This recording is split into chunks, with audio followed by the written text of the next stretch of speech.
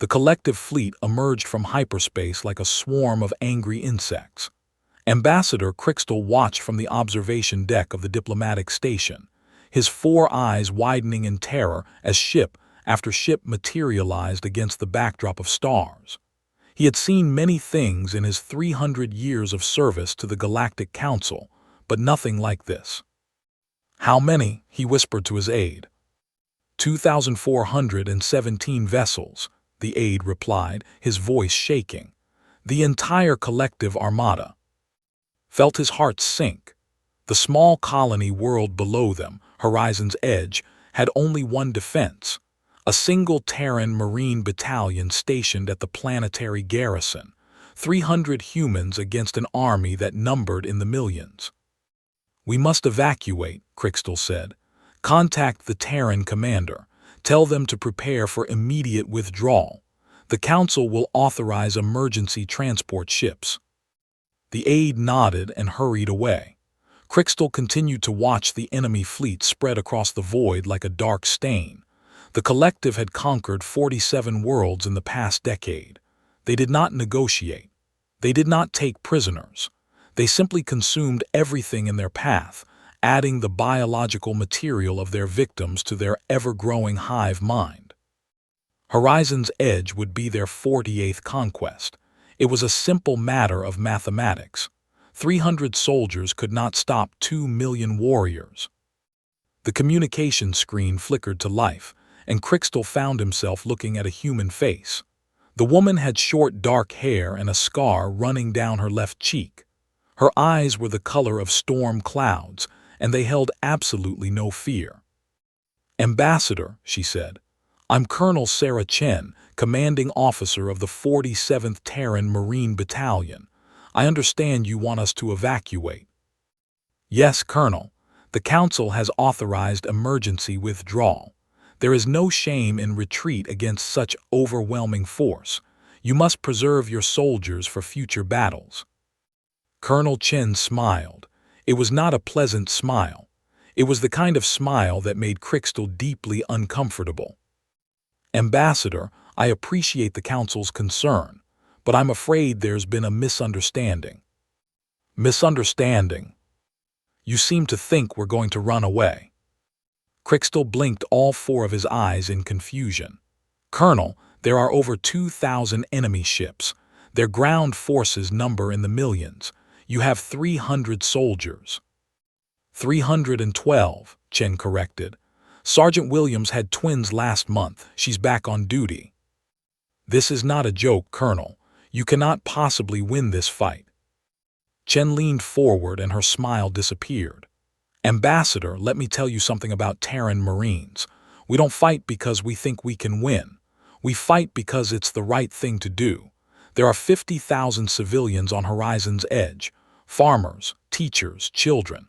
They don't have anywhere to run, and even if they did, they couldn't outrun the collective fleet."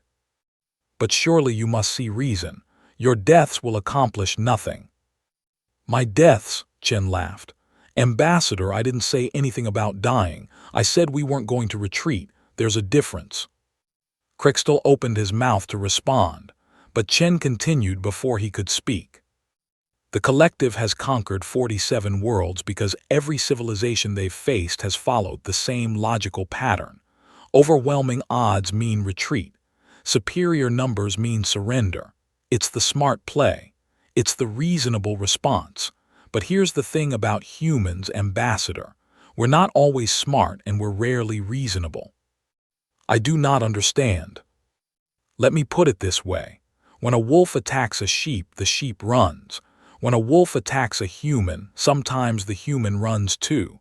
But sometimes, just sometimes, the human decides they've had enough of wolves. And then things get interesting for the wolf." The communication screen showed movement behind Chen. Marines were checking weapons, loading ammunition, pulling on armor. None of them looked afraid. Several of them were smiling. "Colonel, the Council will not send reinforcements. We cannot spare the ships. You will be alone." "We're always alone, Ambassador. That's nothing new." Chen glanced over her shoulder, then looked back at the screen. Now, if you'll excuse me, I have a battle to prepare for. I suggest you evacuate the diplomatic station. Things are about to get loud."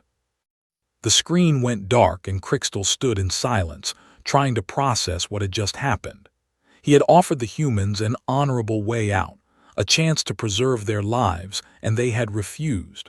More than refused, they had seemed almost happy about the impossible odds they faced. It made no sense. Nothing about humans made sense.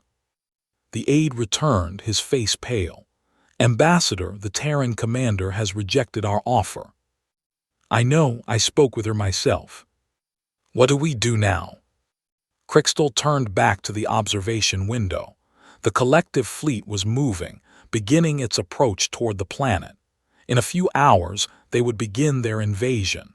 300 Terran Marines would stand against millions of enemies. "We watch," Crystal said quietly, "and we pray to whatever gods still listen that we never become the enemies of humanity." Down on the planet's surface, Colonel Chen walked through the garrison, observing her Marines as they prepared for battle. Every face she passed wore the same expression: determination, focus, and something else. Something that outsiders often mistook for madness but was actually something far more dangerous. "Hope." "Colonel." A large man with a shaved head fell into step beside her. Master Sergeant Rodriguez had served with Chen for 15 years. He had been there when they held the line at Proxima. He had been there when they counterattacked at the Battle of the Rings. He knew her better than anyone. "Talk to me, Rodriguez." "Defensive positions are set. We've got the high ground around the colony, fields of fire covering all approach vectors. Demo teams have rigged the canyons with enough explosives to bring down a mountain." "What about the civilians?" "Evacuation to the underground shelters is 70% complete. Should be done within the hour." Chen nodded. "Good, what's the mood?" Rodriguez grinned. "Best I've seen in years. Word got around about the odds, 2 million to 300. The privates are practically dancing." "Only 2 million. That's what, 7,000 enemies per Marine. We've faced worse." "Have we?" "No," Chen admitted, "but don't tell them that." They walked in silence for a moment, passing Marines who snapped to attention as they passed. Chen saw Private Williams, the new mother, checking her rifle with practiced ease. She saw Corporal Tanaka teaching a group of recruits how to set proximity charges. She saw Lieutenant Park coordinating the placement of heavy weapons emplacements. None of them looked like they were preparing to die. They looked like they were preparing to fight. "Rodriguez, do you remember what I told you when we first met? You told me that Marines don't know how to lose. We just haven't finished winning yet. Do you believe that?" Rodriguez stopped walking and turned to face his commander. "Colonel, I've followed you into a dozen impossible situations. I've seen you pull victory out of the jaws of defeat so many times that I've stopped being surprised by it. Do I believe we can win this? Hell, I don't know, but I believe in you. And I believe in these Marines, and that's enough for me." Chen put a hand on his shoulder.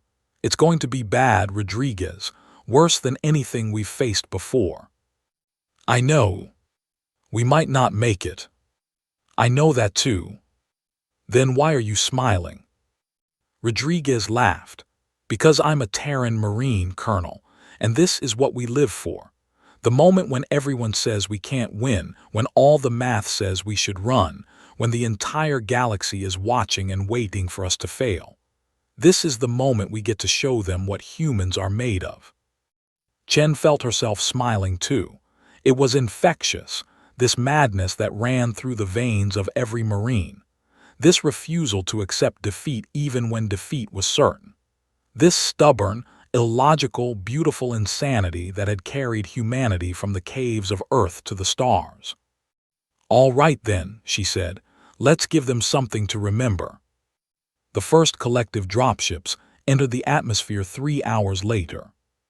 The sky burned orange as thousands of collective dropships descended through the clouds. Ambassador Crystal watched from the diplomatic station.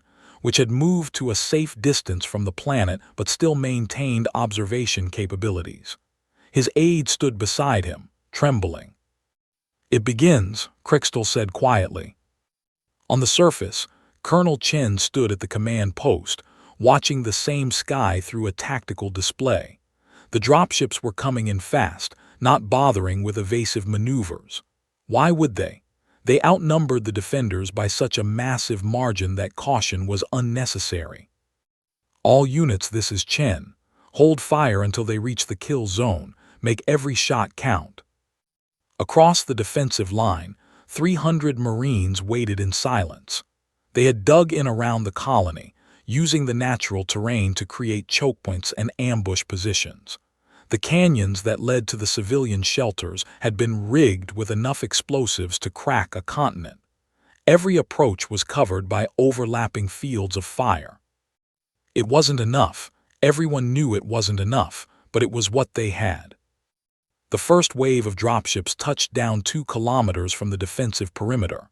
Hatches opened, and collective warriors poured out. They were nightmarish creatures, twisted amalgamations of dozens of species, their bodies modified and enhanced by the hive mind. 6-limbed, armored in chitin, with razor-sharp appendages and faces that held no expression because they had no individual minds. "Contact," someone reported over the comm. "Approximately 10,000 hostiles in the first wave." "Copy that," Chen replied. "Weapons free."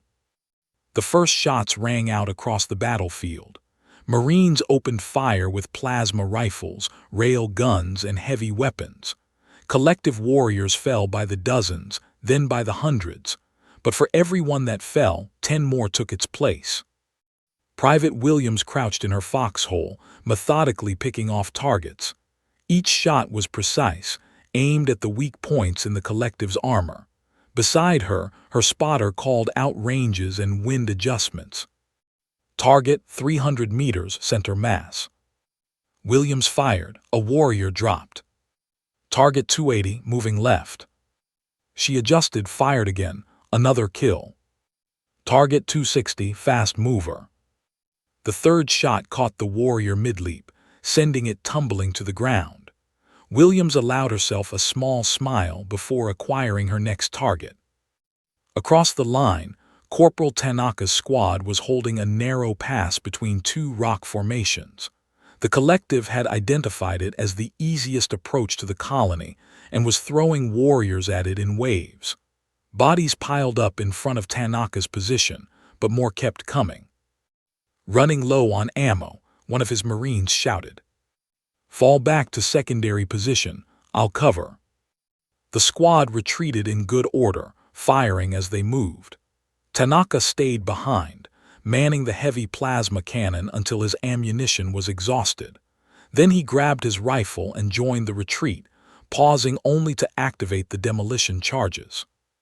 The explosion buried the pass under tons of rock, along with several hundred collective warriors. It wouldn't stop them forever, but it would slow them down. Colonel Chen monitored the battle from the command post, shifting units, calling in fire support, trying to hold the line with resources that were never meant to hold against this kind of assault.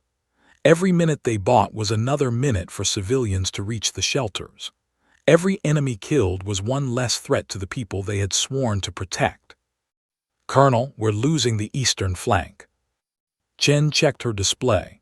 Lieutenant Park's platoon was taking heavy casualties. The collective had found a way around their defenses and was threatening to cut off the entire eastern section. "Divert reserve squad to support Park. Tell him to hold at all costs." "We don't have a reserve squad anymore, ma'am. They're already committed to the southern sector." Chen felt a familiar coldness settle over her. This was the moment when logic said to retreat, when mathematics said the battle was lost, when every reasonable commander would order a withdrawal. She keyed her comm. "All units, this is Chen. I'm not going to lie to you. We're surrounded, outgunned, and outnumbered.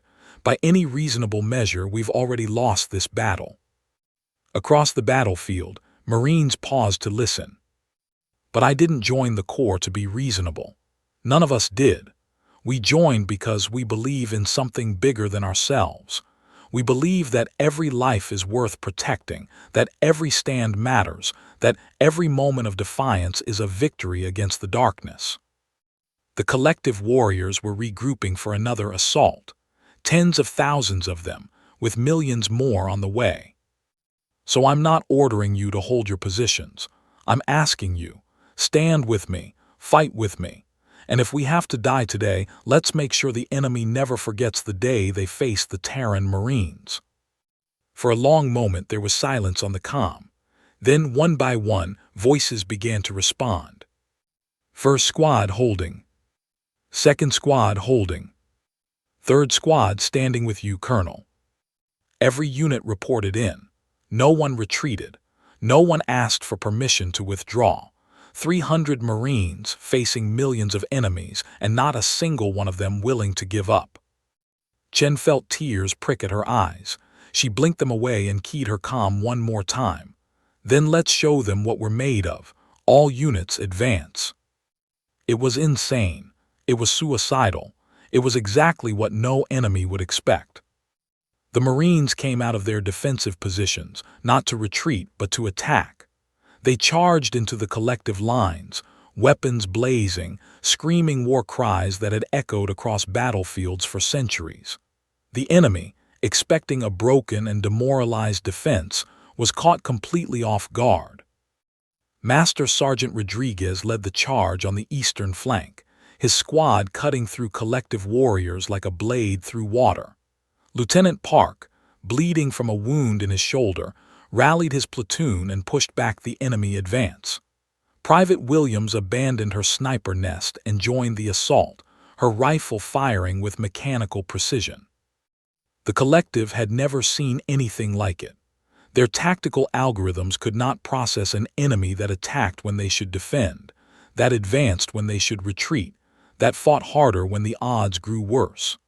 For the first time in their conquest of 47 worlds, the hive mind experienced something it had no category for. Confusion. Up on the diplomatic station, Ambassador Crystal watched the battle unfold on the tactical display. His mouth hung open in disbelief. "This is impossible," he whispered. "They should be running, they should be dying. Why are they winning?" His aide shook his head.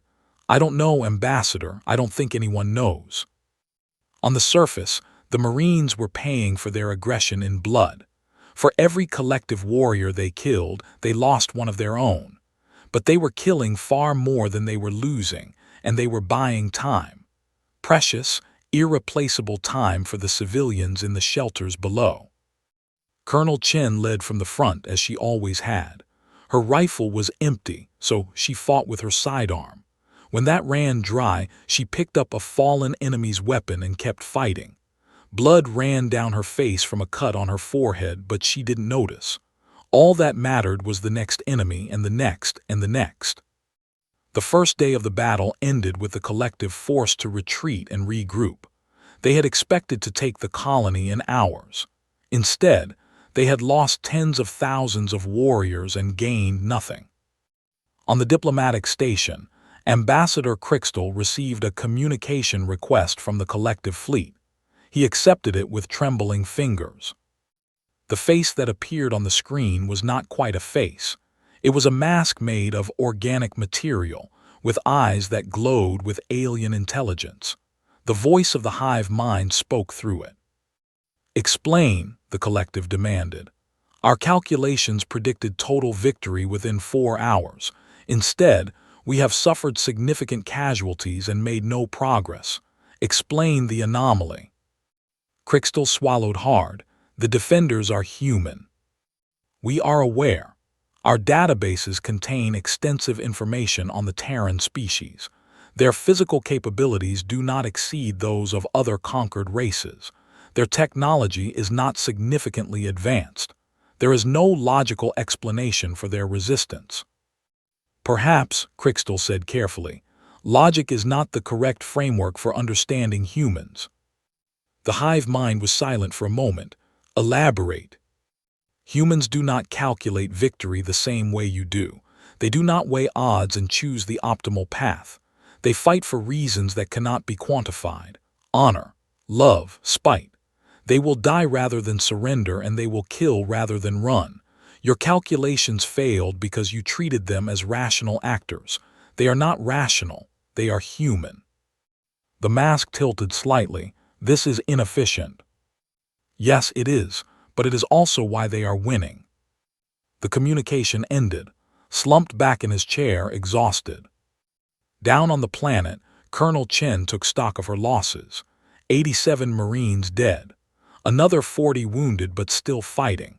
That left 185 able-bodied soldiers to face the enemy's next assault.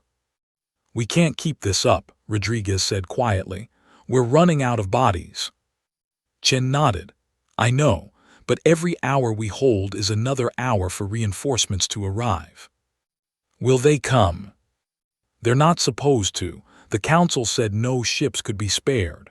Chen looked up at the sky, where the collective fleet hung like a dark cloud. "But I sent a message anyway, just in case." "A message to who?" Chen smiled. "Everyone.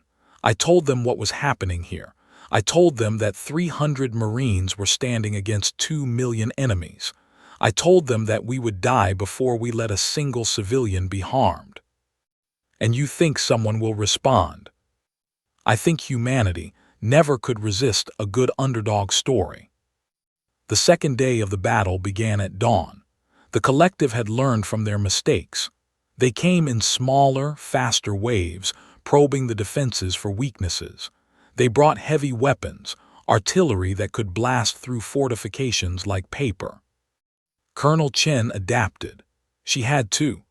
The defensive line was too long for her remaining forces to hold, so she consolidated, pulling everyone back to the inner perimeter around the colony. It meant giving up ground, but it concentrated her firepower and shortened her supply lines. "They're testing us," she said to Rodriguez, "looking for cracks. They'll find them if they keep pushing. Then we'll push back harder." The collective brought up siege engines, massive constructs of chitin and metal that crawled across the landscape like nightmarish insects. They launched projectiles that shook the ground and filled the air with debris. Private Williams was caught in one of the blasts. The explosion threw her 20 meters and buried her under rubble. When her squad mates dug her out, they found her laughing. "I'm fine," she said, despite the blood running from her ears. "Bastards can't aim worth a damn." She was back on the line within the hour, her rifle steady despite the concussion she was obviously suffering. Corporal Tanaka led a counter-raid against one of the siege engines. His squad approached under cover of darkness, planted charges at the base of the massive construct, and detonated them while the enemy was still trying to figure out how they had gotten so close. The explosion lit up the night sky, and Tanaka's squad retreated through the chaos, suffering only minor casualties. But for every victory, there were a dozen setbacks. The collective's numbers were simply too great. They could afford to lose thousands of warriors to kill a single Marine. The mathematics were relentless, grinding away at the defenders with every passing hour. By noon of the second day, Chen had lost another 62 Marines. Her effective fighting force was down to 123 soldiers. "Ma'am," her communications officer reported, "we're receiving a transmission. It's from the Council." Chen wiped blood from her hands and walked to the comm station. Ambassador Crystal's face appeared on the screen. "Colonel Chen, I have been authorized to offer you terms." "Terms?" "The collective has agreed to allow the civilian population to evacuate in exchange for the surrender of your forces. You would be taken prisoner, but the non-combatants would be spared." Chen was silent for a moment, then she laughed. It was a harsh, bitter sound. "Ambassador, do you know what the collective does with prisoners? They assimilate them, add their biological material to the hive mind. So you're offering me a choice between death in battle and death by absorption." Crystal's expression was pained. "I am trying to save the civilians, Colonel."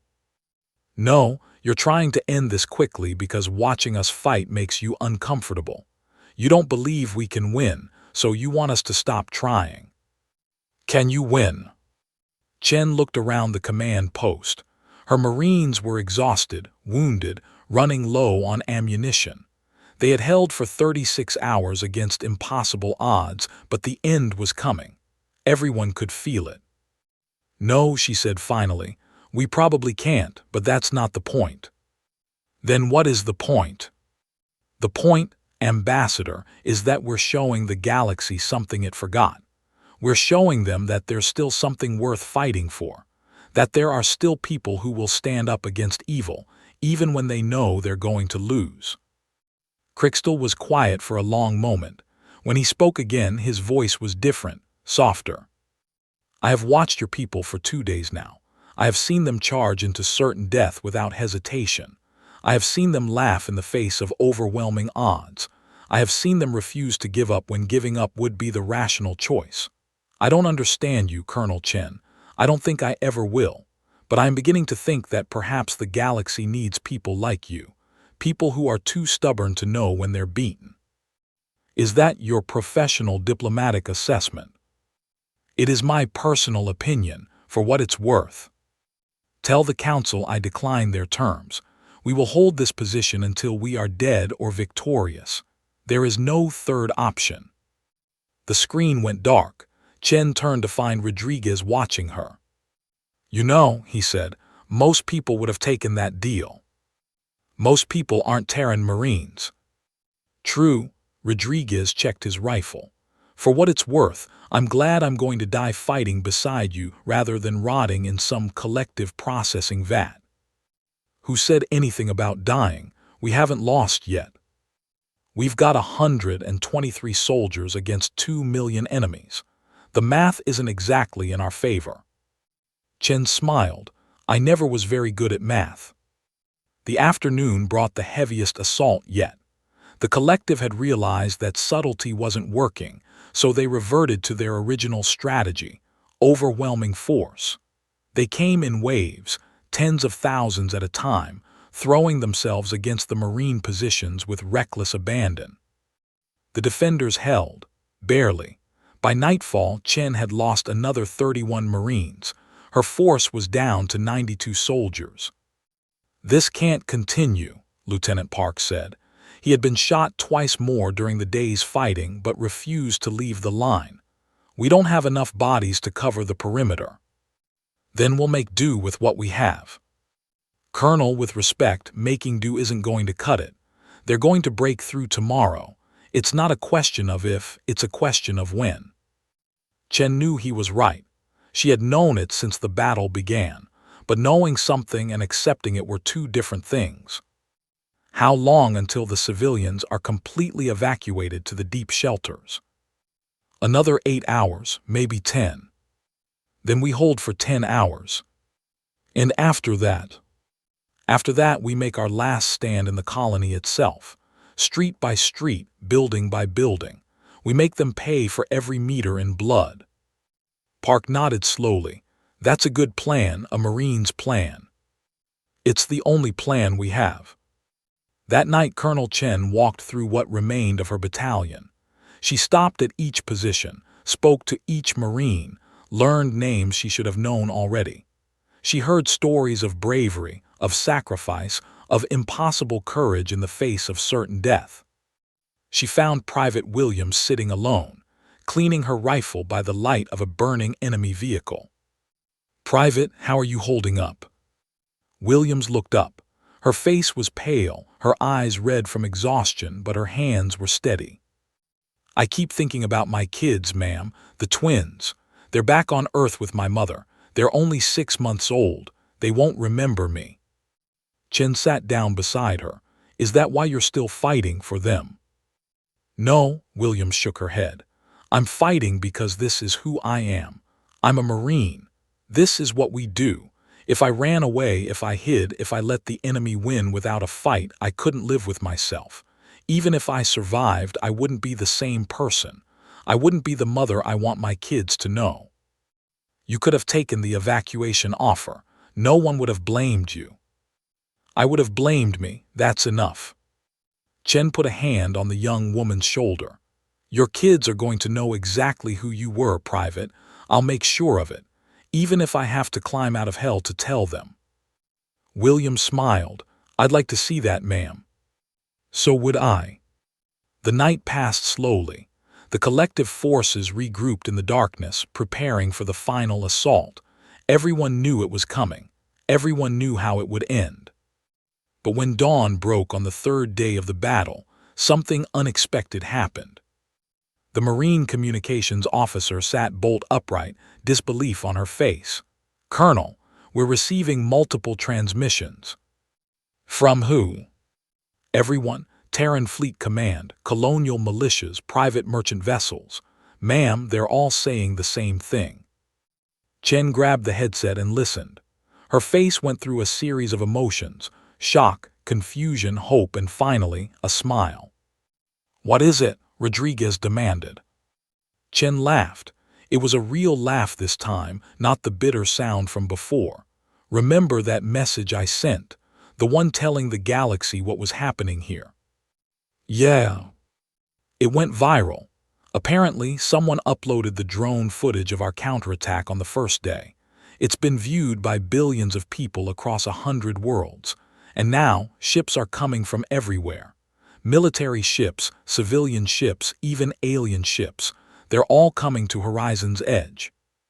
Rodriguez stared at her. How many? Command isn't sure yet. Hundreds at least, maybe thousands. But the Council said no reinforcements were available. The Council didn't ask for volunteers. They didn't have to. The galaxy saw 92 Marines standing against 2 million enemies, and they decided they wanted to be part of the story. Outside, the collective army was massing for their final assault. Millions of warriors preparing to sweep away the last of the defenders. They had no idea what was coming. Chen keyed her calm. All units, this is Chen. Hold the line. Help is on the way. We just need to survive a few more hours. Across the battlefield, exhausted Marines found new strength. They checked their weapons, tightened their armor, and prepared to fight with everything they had left. The last stand of the 47th Terran Marine Battalion was about to begin. The collective attacked at first light. They came in a solid wave, millions of warriors pouring across the landscape like a living flood. The siege engines advanced with them, artillery pounding the Marine positions without pause. Colonel Chen watched the assault from the command post, her face grim. All units, weapons free, make every shot count. The Marines opened fire. Plasma bolts and rail gun rounds tore through the advancing enemy, cutting down hundreds of warriors with each volley. But there were always more. The collective had numbers that defied comprehension, an endless tide of hostile flesh that kept coming no matter how many fell. Eastern sector is buckling, Lieutenant Park reported. He was commanding from a makeshift stretcher, too wounded to stand but refusing to leave the fight. They're through the outer perimeter. Send Tanaka's squad to reinforce. Everyone else fall back to secondary positions. The retreat was orderly, professional. Marines moved from cover to cover, firing as they went, never breaking formation. They had practiced this scenario countless times in training. They knew exactly what to do. But practice couldn't prepare them for the reality of what they faced. The collective was everywhere. Every direction they looked, there were more enemies. The sky was full of dropships, the ground was covered with warriors, and the air stank of blood and smoke. Private Williams held her position longer than anyone else. Her rifle was empty, her sidearm was empty, and she was fighting with a combat knife when Rodriguez physically dragged her to the secondary line. "Let me go," she screamed. "I can still fight." "You can fight from back here. We need you alive, not dead." Williams struggled for a moment, then nodded. Rodriguez handed her a fresh rifle, and she was firing again within seconds. The secondary line held for an hour. Then the collective brought up more siege engines, and the entire eastern section of the perimeter collapsed. Marines fell back in disarray, individual soldiers fighting desperate rearguard actions to buy time for their comrades to retreat. "Colonel," the communications officer said, "I'm tracking multiple hyperspace signatures at the edge of the system. The relief force is arriving." "How long until they reach us?" "At least 2 hours, probably more." Chen looked at the tactical display. Her forces were down to 53 Marines, and the collective was closing in from all directions. 2 hours might as well be 2 years. "All units fall back to the colony. We're going to make our stand in the streets." The retreat through the colony was chaos. Collective warriors were everywhere, infiltrating through gaps in the defenses, cutting off escape routes, hunting down isolated Marines. The fighting became close and personal, hand-to-hand combat in narrow alleyways and collapsed buildings. Master Sergeant Rodriguez led a desperate charge to clear a path for the retreating forces. His squad fought through 200 meters of enemy-held territory, leaving a trail of collective dead behind them. When they reached the rally point, only 3 of them were still standing. "Rodriguez," Chen said over the comm, "get to the central plaza. We're making our stand there." "On my way." The central plaza was a wide, open space surrounded by tall buildings. It was the worst possible defensive position, exposed on all sides, with no cover and no escape route. But it was also the last place left. Everything else had fallen. Chen gathered her remaining forces in the plaza. 41 Marines, the survivors of 3 days of constant combat. They were exhausted, wounded, running on nothing but adrenaline and stubbornness. But they were still standing. "This is it," Chen said. "This is where we make our stand. The relief force is coming, but we have to hold until they get here. Can you do that?" The Marines responded with a ragged cheer. It was the most beautiful sound Chen had ever heard. The collective surrounded the plaza within minutes. Thousands of warriors, then tens of thousands, forming a solid wall of hostile flesh around the tiny group of defenders. They didn't attack immediately. They waited, gathering their forces, preparing for the final assault that would end the battle once and for all. Chen used the pause to check her ammunition. She had 1 magazine left. Most of her Marines were in the same situation. When the enemy attacked, they would have minutes of firepower at most. "Colonel," Rodriguez said quietly, "it's been an honor." "The honor was mine, Sergeant." Around them, Marines said their goodbyes. They shook hands, embraced, shared words that would never be repeated. They were saying goodbye to each other, to their families, to their lives. They were preparing to die. But they were not preparing to surrender. The collective began their final assault. Warriors poured into the plaza from every direction, a tidal wave of chitin and claws. The Marines opened fire, cutting down the first wave, then the second, then the third. Private Williams ran out of ammunition first. She threw down her empty rifle and drew her knife, standing shoulder to shoulder with her comrades. "Come on then," she screamed at the approaching horde. "Come and take it." The wave hit them like a physical force. Marines were thrown backward, knocked off their feet, buried under piles of enemy warriors. They fought with fists, knives, teeth, anything they could find. They fought like demons, like gods, like the legendary heroes of 100 human wars. Colonel Chen found herself back to back with Rodriguez, fighting off attackers with her sidearm and a piece of broken metal. Everything was chaos, noise, blood, and death. And then, impossibly, the sky lit up. Chen looked up and saw something she would never forget. Dozens of ships, hundreds of ships, were entering the atmosphere.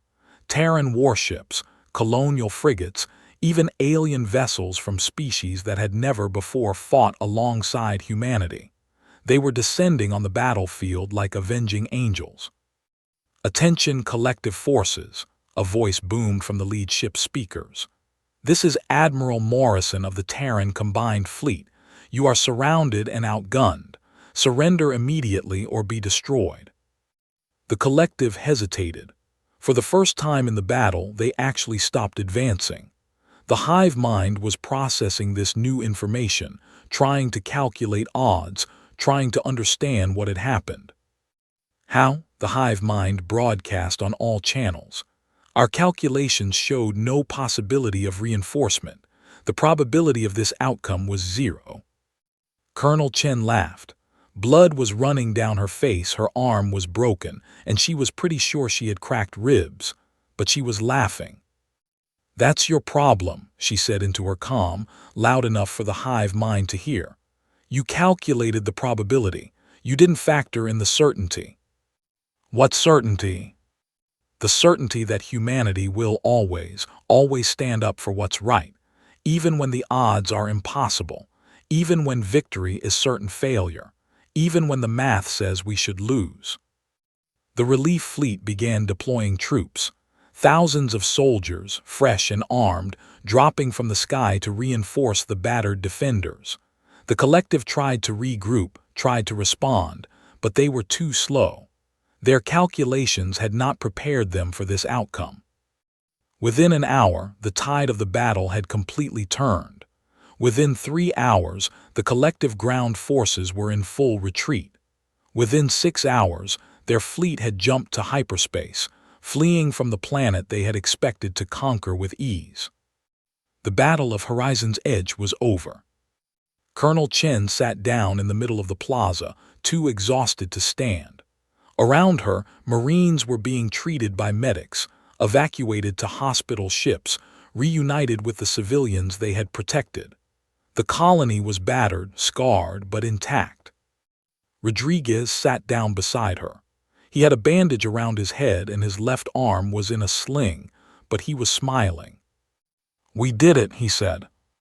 "We did it. I still don't believe it." "Neither do I."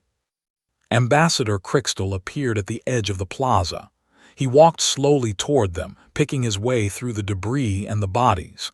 When he reached Chen, he did something unexpected. He bowed. "Colonel Chen," he said, "on behalf of the Galactic Council, I offer you our deepest gratitude and our sincerest apologies. We underestimated you. We underestimated all of humanity. We will not make that mistake again." Chen looked at him for a long moment. Then she reached out her hand. "Apology accepted, Ambassador. Now help me up. I need to check on my people." Crystal took her hand and pulled her to her feet. "Colonel, I must ask, when you made your stand in this plaza, when you were surrounded by millions of enemies with no hope of survival, what were you thinking?" Chen considered the question. "I was thinking about a wolf." "A wolf?" "It's a Terran animal, a predator. When it attacks, most creatures run away. It's the sensible thing to do, the logical thing. But humans don't always run. No, sometimes we decide that we've had enough of being prey. Sometimes we stand our ground and fight back. And sometimes, just sometimes, we remind the wolves why they should be afraid of us." Crystal nodded slowly. "I think I am beginning to understand." "Don't worry, Ambassador. Most humans don't understand it either. It's just who we are." 1 month later, Colonel Sarah Chen stood on the observation deck of the Terran Senate building on Earth. She was wearing her dress uniform, which felt strange after weeks of hospital scrubs and rehabilitation sessions. Her arm was still in a regeneration cast, and she walked with a slight limp, but the doctors said she would make a full recovery. The ceremony had been long and formal, full of speeches and medals and handshakes with politicians who had never held a weapon in their lives. Chen had smiled and nodded and said the right things, but her mind was elsewhere. She was thinking about the 41 Marines who had survived the final stand at Horizon's Edge. 41 out of 312, almost 90% casualties. She was thinking about Private Williams, who had lost her right arm in the final assault but had returned to duty within 2 weeks, demanding a prosthetic so she could keep fighting. She was thinking about Corporal Tanaka, who had died holding a narrow corridor for 3 minutes while his squad evacuated wounded civilians. She was thinking about all the names on the memorial that would be built on Horizon's edge. 271 Marines who had given their lives to protect 50,000 strangers they had never met. Colonel Chen. She turned to find Ambassador Crystal standing behind her.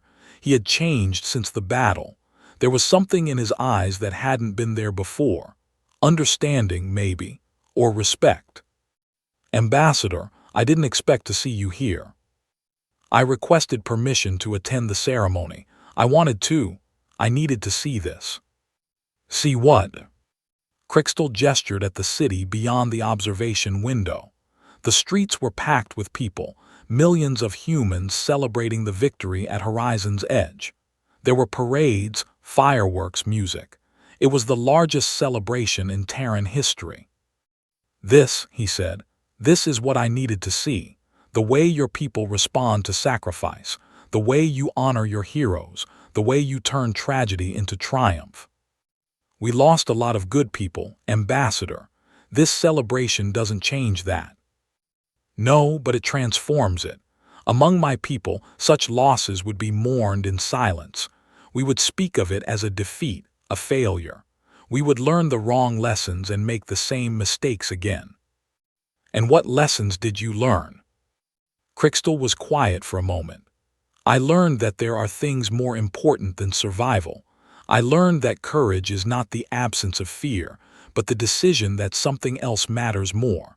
I learned that the galaxy needs people like you, Colonel Chen, people who will stand when everyone else runs. That's a lot to learn from one battle. It was a very instructive battle.